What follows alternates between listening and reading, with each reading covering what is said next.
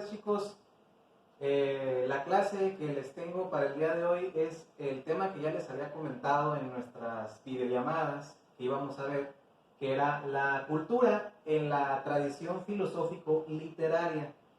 Nos vamos a dar cuenta de que este enfoque, alrededor de la cultura, este enfoque va a ser un enfoque elitista, y así va a ser definido por varios teóricos y estudiosos de la cultura como un enfoque elitista, porque se valora la cultura o se le ve a la cultura como un ente autónomo que está independiente de toda clase social. Es decir, solamente le pertenece a algunos, o sea, a algunos dichosos aristócratas o a la clase alta. Por lo tanto, este va a ser un enfoque elitista, porque nomás le va a pertenecer, según este enfoque, la cultura únicamente le pertenece a unos cuantos, a unas minorías. Entonces veamos cuál es el significado de cultura primero para poder adentrarnos a este enfoque. Bueno, como lo ilustra ahí la imagen, bueno, se ve que se está cultivando una planta, se está cuidando una planta. Bueno, la cultura va a tener un significado etimológico que consiste, se va a referir al proceso de cultivar, o sea, a eso se refiere la cultura. Y ahí engloba una serie de significados como la formación, la educación, la socialización y la paideia, que es la pedagogía. Entonces, todo lo que tiene que ver con formar a un individuo, con darle una enseñanza y una forma de crianza, es que se le está cultivando. Entonces veamos el otro significado. Dice, la otra de estas definiciones de cultura se va a referir al estado de lo que ha sido cultivado. O sea, lo que ya se adquirió, lo que ya se aprendió, que es, bueno, una mentalidad, el buen gusto y un acervo de conocimientos. Por lo tanto, a una persona que ha sido instruida, que ha leído, bajo este enfoque, se le consideraría una persona culta, según este enfoque.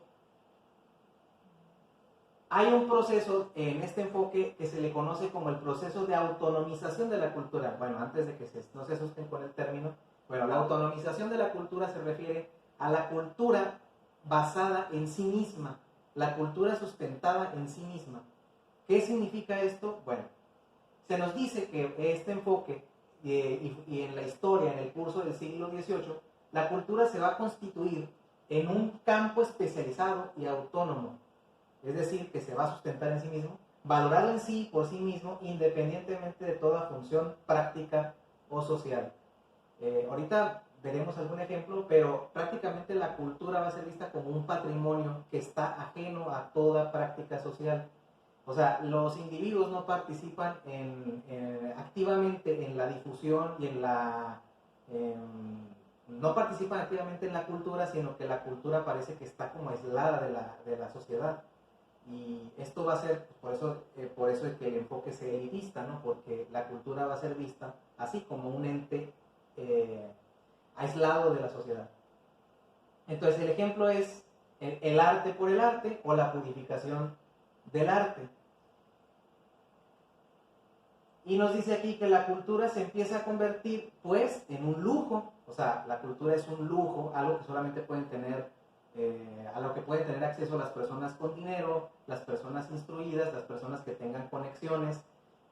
Sobre todo en el siglo XVIII y de ahí en adelante, bueno, la cultura es vista de esta forma, como una prenda de gran valor que se va a separar de la civilización en el tiempo posterior a la revolución industrial y lo que sería el nacimiento de la clase burguesa. O sea, esto en siglo XVIII es vista la cultura así, más o menos por ese tiempo. Entonces nos dice este enfoque que la cultura va cambiando con el paso del tiempo hasta convertirse en una especie de reliquia, es decir, en un patrimonio. O sea, recordemos que el patrimonio es lo que se cuida y lo que se mantiene como en una vitrina, cuidado para que no sea desperdiciado, para que no sea maltratado, cuyo núcleo van a ser, aquí está la clave de esto, las bellas artes. Por lo tanto, según este enfoque, bueno, para que quede más claro todo esto, todo este rollo teórico que les aventé, bueno, la cultura van a ser las bellas artes. Ese es el significado de cultura según el enfoque de la tradición filosófico-literaria. La cultura es igual a bellas artes. Las bellas artes van a ser lo más importante y toda práctica ajena a las bellas artes no será considerada cultura. Entonces, únicamente será cultura lo que tenga que ver con las bellas artes, que son las que están ahí en la imagen. Entonces nos dice, la ecuación tradicional de la cultura es entonces la siguiente. Cultura va a ser igual a las bellas artes más literatura más música más teatro. Esa combinación, según este enfoque, es el significado de cultura. Todo lo que sea las bellas artes y lo que representen las bellas artes. Y bueno, según Hughes de Bougon, tenemos tres fases de la cultura patrimonio, que así se le va a denominar a esta cultura elitista, se le va a denominar cultura patrimonio, porque es una cultura, les digo, que no se difunde, que no está en la práctica social, sino que solamente la conservan unos cuantos eruditos, cultos. O sea, no es una cultura democrática en el sentido estricto de la palabra, sino que es una cultura elitista, solamente para unos cuantos. Él distingue tres fases de la cultura. La primera es la fase de codificación de la cultura, que va hacia el siglo XIX. La segunda va a ser la fase de institucionalización de la cultura de 1900 a 1960. Y la tercera va a ser la fase de mercantilización de la cultura, que va desde la década de los 60 hasta nuestros días. Vamos a empezar con la primera fase, a ver a qué se refiere, de qué nos habla, esta fase de codificación de la cultura. Y bueno, ahí lo saluda Bob Ross. Bueno, la fase de codificación de la cultura consiste en la jerarquización de signos y valores culturales. Más exactamente, bueno, va a ser tan estricta esta fase de codificación que se va a referir a las dicotomías, que son la diferenciación entre un concepto contrario, son conceptos contrarios. Las dicotomías son conceptos contrarios, conceptos que se oponen. Y para la cultura elitista o esta cultura que estamos viendo, cultura patrimonio, todo va a estar dividido en estas dicotomías. Es decir, lo bueno, lo malo. O sea, el buen gusto y el mal gusto. Lo distinguido y lo bajo. Lo bello y lo feo. Lo civilizado y lo bárbaro. Porque nos vamos a dar cuenta que como es elitista, bueno, lo civilizado serían pues las obras de teatro. Pero lo bárbaro serían los bailes folclóricos, los bailes populares afuera de las tiendas, afuera en las plazas, ¿no? Eso no sería considerado cultura según este enfoque. Eso sería lo bárbaro. Lo civilizado serían las obras de teatro, las danzas, los bailes dentro de los teatros, las pinturas. Bueno, eso va a ser lo civilizado según este enfoque. Y lo bárbaro es toda práctica cultural ajena a esto. Tenemos también lo artístico y lo ordinario, lo valioso y lo trivial. Bueno, estos son algunos ejemplos, ¿no?, de dicotomías que podemos encontrar en la cultura, según este enfoque. Y tenemos uno que puede ser muy ilustrativo, ahorita vamos a ver un ejemplo, que es el código de valoración cultural. Más conocido es, por ejemplo, la dicotomía de lo nuevo y lo viejo. Entonces, ¿a qué se refiere esto? Bueno, a que lo viejo, por ejemplo, los objetos prehispánicos, pueden no ser considerados parte de esta cultura patrimonio, de esta cultura elitista, pero en cambio lo nuevo sí, el arte conceptual, como lo vemos ahí en la imagen. Entonces todo va a ser distinguido de esta forma según esta fase de codificación en cuanto a dicotomías, a conceptos artísticos contrarios o que se oponen.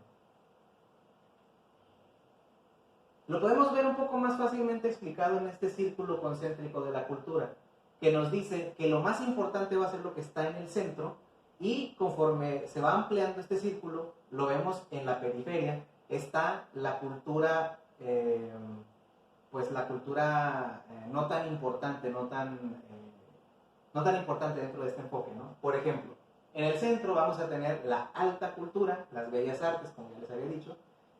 En el círculo que sigue por fuera tenemos la cultura tolerada, que incluiría, por ejemplo, el jazz, el rock, las religiones orientales y el arte prehispánico, ¿no? Entonces, esta ya es una cultura que pues no entra dentro de este enfoque, como que no es una cultura tan valiosa para este enfoque. Y ya en las periferias tenemos la cultura denominada cultura marginal, o pues las expresiones ya poco culturales según este enfoque, que serían el arte de aeropuerto, probablemente las personas que vendan su arte en los distintos, no sé, aeropuertos, aerolíneas, ¿no? Que estén exhibiendo su arte urbano o callejero. Un ejemplo de esto está, por ejemplo, con el artista este que hace sus pinturas, bueno, no pinturas, sino que utiliza como gises aquí en el centro. Bueno, ese muchacho, que seguro ustedes lo conocen, pero ya que es popular, sería considerado arte urbano callejero y sería, según este enfoque, cultura marginal. O sea, cultura que no está dentro, ¿no?, del centro. Y finalmente la artesanía popular, que pues ustedes ya saben que la artesanía popular pues está en todos los estados de la República, tenemos artesanos en toda la República y por lo tanto todos ellos hacen artesanía popular. Entonces estas serían las expresiones culturales dentro de este círculo concéntrico de la cultura y cómo conforme se van alejando, pues van teniendo menos importancia y menos valor cultural según este enfoque. Entonces, ya pasando a la siguiente fase, que sería la fase de institucionalización de la cultura, tenemos que la cultura, ¿quién se va a hacer cargo de la cultura? Esa es la pregunta, ¿no? ¿Quién es el que se hace cargo de la cultura en esta fase? Pues el Estado. Y el Estado es, entendiéndolo, el Estado es el gobierno, ¿no? Entonces el gobierno y sus instituciones se hacen cargo de la cultura, gestionan la cultura y te dicen o te van a promover ciertas. Ellos te van a dar finalmente su definición de cultura y lo que ellos entienden por cultura. Ellos van a promover la cultura, se van a hacer cargo de ella y la van a difundir de acuerdo a su propia ideología, ¿no?, a su propio pensamiento. ¿Quiénes son los que se hacen cargo de la cultura aquí en Tijuana? Bueno, tenemos al Centro Cultural Tijuana, como lo vemos ahí. Tenemos pues el CEART, tenemos la Casa de la Cultura. Bueno, esas son algunas instituciones que se van a hacer cargo de todas las expresiones artísticas y manifestaciones culturales. Entonces, a esta fase se le denomina institucionalización de la cultura, es decir, la cultura en manos del Estado. Y por último, ya para terminar, tenemos la fase de mercantilización de la cultura, que es en la que nos encontramos actualmente, la que está muy relacionada con el objeto artístico, finalmente mercantilizado, difundido a través de las empresas que se van a hacer cargo de los productos culturales. Y ahí pongo, por ejemplo, dos ejemplos que son el caso de Gandhi, que, pues como dice su logo, libros, música, video y café, pues van a vender películas, van a comercializar todo tipo de productos culturales, pero finalmente de consumo, porque eso es lo que va a importar. O sea, va a importar buscar consumidores para estos objetos culturales. Y la Feria Internacional del Libro, porque pues también conforme han pasado los años, bueno, si han ido a la feria se han dado cuenta de que es un medio o un punto de reunión de diversos autores, de diversas, pues hay muchas presentaciones de libros, hay varias expresiones artísticas y culturales, pero que buscan consumidores. Sobre todo eso es lo que va a buscar, ¿no? Esta fase, ¿no? Va a buscar consumidores y va a buscar vender. Las empresas se van a adueñar de los productos culturales y van a buscar venderlos. O sea, es ahora sí que el producto artístico, el producto cultural visto con el símbolo de peso, ¿no? O sea, eso es lo que pasa con la cultura y con el arte, que se va a empezar a comercializar. Y bueno, nos dice, esto significa que la cultura se ve jalada por el Estado y por el mercado, no solo nacional, sino también transnacional, ¿no? Entonces las grandes empresas, se hacen cargo de la cultura junto con el Estado, aunque yo diría que más bien ya las empresas toman completamente el poder y te dicen a ti, consumidor, qué va a ser la cultura, qué no lo va a hacer, qué es artístico y qué no lo va a hacer, y pues finalmente buscan quitarle al consumidor o a la persona ideas propias, ¿no?, acerca de la cultura, y buscan imponer una. Eso lo vamos a ver más adelante en cultura mainstream, o sea, en los fenómenos de masas, porque está muy relacionado con esta fase.